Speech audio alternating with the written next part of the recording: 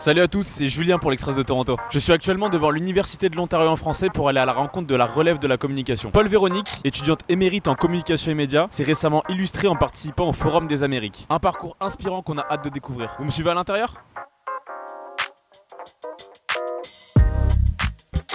Alors bonjour, je suis Paul Véronique, étudiante ici à l'Université de l'Ontario français. Et puis bienvenue à l'université, je pense qu'on va le découvrir ensemble.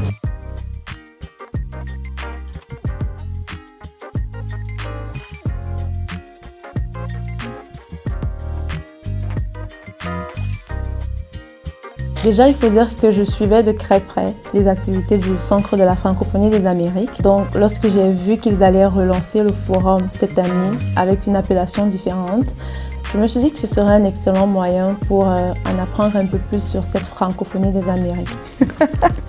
Ça, c'est une question difficile. Honnêtement, je ne pense pas que j'aurai un seul moment parce que l'expérience était incroyable. Mais je crois que s'il y a un souvenir que je garde jalousement et même précieusement avec moi, c'est le fait que pendant le forum, on était divisés en sous-groupes de travail. Et avec mon groupe, on avait décidé de s'appeler les Chevaliers de la francophonie. Donc, à chaque fois, tous les matins, je me disais, OK, ce matin, je vais encore aller retrouver les Chevaliers de la francophonie. Ça sera un moment de partage d'expérience, un moment de convivialité, de sympathie, d'empathie avec des personnes. Je pense qu'il y avait 2 personnes qui venaient du Québec, une personne d'Haïti, du Manitoba, de la Louisiane. Et l'expérience qu'on a partagée ensemble, c'était tout simplement incroyable. Mais à côté de ça, parce qu'il y avait plusieurs activités, je crois que la conférence pendant laquelle on a rencontré Madame Pauline Marois, qui est la première femme première ministre du Québec, ça c'était un moment très fort aussi. Parce qu'on avait en face de nous une femme dynamique, une femme courageuse, une femme ambitieuse, qui nous a partagé des conseils, qui nous a partagé son engagement à cœur ouvert vraiment. Et je pense que là, ça a vraiment inspiré toutes les jeunes femmes et même les filles qui étaient présentes. Comme tu viens de nous le dire, tu es étudiante donc en com et médias à l'UOF, mais tu es aussi chroniqueuse chez ONFR. Comme on a pu le voir tout à l'heure, comme tu me l'as montré, tu es assez à l'aise devant le micro et tu n'as pas de souci à prendre la parole en public devant tout le monde. Comment est-ce que ce bagage en com et médias peut t'aider toi, à ce niveau-là, dans ta carrière professionnelle future et en tant que chroniqueuse chez ONFR aussi? Généralement, lorsqu'on dit aux gens qu'on travaille dans les coms, ils ont l'impression qu'on parle beaucoup. Bon, c'est vrai qu'on parle beaucoup, mais sauf que la communication, c'est surtout pour créer des espaces où toutes les voix peuvent être entendues. Ça veut dire que moi, pendant le forum, je n'allais pas vraiment comme une personne qui veut surtout prendre la parole ou qui veut se mettre en avant. J'ai essayé de mettre ma petite casquette de chroniqueuse pour me dire, OK, il faut que je pose les bonnes questions pour retourner chez moi avec les bonnes réponses. Il faut que j'aille vers les gens, apprendre à connaître les gens. Et si jamais je dois prendre la parole pour dire quelque chose, il faut que dans ma tête, je pense que ce que je vais dire, c'est important. Et que je pense surtout que ce que je vais dire va aider l'autre. Donc si dans ma tête, mon intervention ne répond pas à ces deux perspectives, je ne prends pas la parole du tout. Donc je crois que c'est surtout dans ce sens-là, j'ai surtout essayé d'être au contact des autres pour justement en apprendre un peu plus sur eux. On dit souvent que la jeunesse francophone hors Québec a du mal à lancer des médias plutôt en français. Il y a des défis particuliers à ce niveau-là, en tout cas pour créer et pour consommer des médias en français. Quel regard est-ce que toi tu portes là-dessus après avoir échangé avec d'autres jeunes du continent? C'est sûr que lorsqu'on parle de consommation et de création de médias francophones, les défis et les enjeux sont les mêmes. C'est juste qu'en fonction de la région dans laquelle on se trouve, ces défis peuvent prendre d'autres formes, mais on fait tous face aux mêmes difficultés. Et ce que j'ai compris pendant le forum, et ça c'était lors d'une activité qu'on a réalisée lorsqu'on est allé visiter Radio-Canada à Montréal, c'est que les jeunes ne veulent plus simplement consommer ce que les médias proposent. Les jeunes veulent créer du contenu. Ils veulent être des acteurs justement de tous ces processus médiatiques. Et je pense que peut-être c'est là d'une manière ou d'une autre le problème, parce que si les jeunes ne se sentent pas intéressés, si les jeunes ne se sentent pas concernés par les contenus qui sont proposés, forcément ils ne vont pas les consommer. Donc je pense que ce soit au niveau de la francophonie, c'est vraiment un enjeu qu'on doit essayer de combattre, sinon d'améliorer. Et le numérique, c'est vraiment comme un très beau moyen de créer plus d'espace de dialogue pour les jeunes.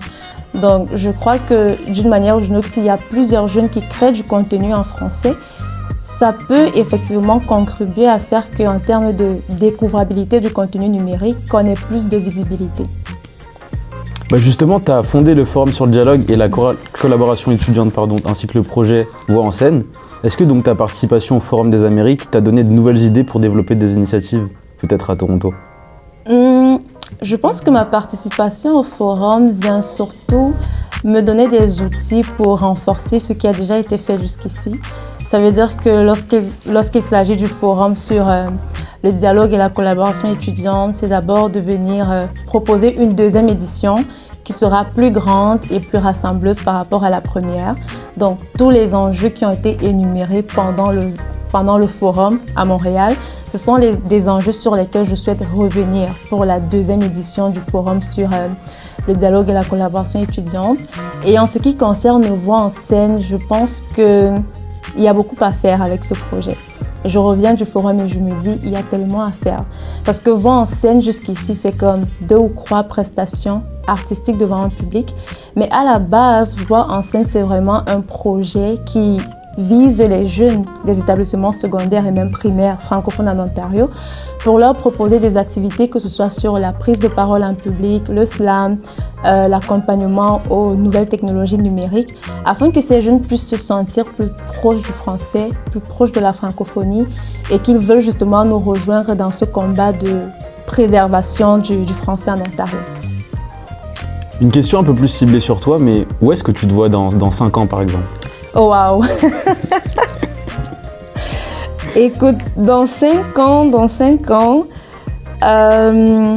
je serai certainement, je ne sais pas comment je vais dire ça, mais je pense que dans 5 ans, peut-être que je serai en train de donner une conférence sur le leadership, sur les défis, les avantages reliés à la francophonie, sur comment je vais dire ça, la nécessité justement d'avoir gardé ce français, ce que moi ça m'a apporté. Donc je pense que je serai une conférencière à travers le monde pour parler des enjeux de la francophonie, des enjeux du numérique. J'aimerais bien ça, ouais, je pense. Est-ce que tu penses d'ailleurs, toi qui as plus d'enjeux peut-être à Toronto que dans certaines autres villes du Canada au niveau de la francophonie, est-ce qu'il y a plus de défis ici, peut-être, qu'ailleurs? C'est sûr que si on parle des francophonies qui sont minoritaires, les enjeux seront à peu près les mêmes parce que la francophonie ontarienne ne ressemble pas à la francophonie québécoise, par exemple. Donc, nous sommes dans un contexte où nous sommes minoritaires. Et justement, en Amérique, il y a plusieurs francophonies qui sont minoritaires dans plusieurs pays. Donc, c'est comme je le disais tout à l'heure, on fait face aux mêmes réalités. C'est-à-dire qu'il y a l'anglais qui domine sur le français. Et la plupart des jeunes ne voient pas pourquoi ce serait important de parler français. Donc, il y a ce combat-là qui est commun à toutes les francophonies minoritaires. Donc, en termes d'enjeux, honnêtement, il y en a beaucoup, surtout l'enjeu qui est lié aux jeunes. Mais après, je pense que dans les régions, ça peut prendre des formes différentes. Et pour terminer, est-ce que tu auras un message pour tous les francophones de ta génération, et même pas que d'ailleurs, ici à Toronto? Est-ce que tu auras un message à faire passer? Oula, un message pour tous les francophones. Impliquons-nous. Impliquons-nous pour sauver le français en Ontario. Et, ce qui est bien et qu'on fait d'ailleurs déjà très bien ici en Ontario, c'est qu'on célèbre cette francophonie qui est plurielle. Ça veut dire qu'il n'y aura pas une seule façon d'être franco-ontarien ou franco-ontarienne, mais il y en a plusieurs. Et à côté de ça, il y a tout un tas d'organismes qui viennent avec. Je pense au Club canadien, je pense au Salon du livre de Toronto, je pense à l'ACFO, je pense même à l'Université Ontario français qui est un bel exemple de résilience et de courage des franco-ontariens et franco-ontariennes. Donc on a vraiment besoin que tout le monde mette la main à la pâte pour faire rayonner cette francophonie qui est la nôtre. Très beau message de fin, Paul. Je te remercie en tout cas pour le temps que tu m'as accordé et pour ce bel échange. Et je te souhaite une bonne journée. Merci, bonne journée à toi aussi, Julien. Merci beaucoup.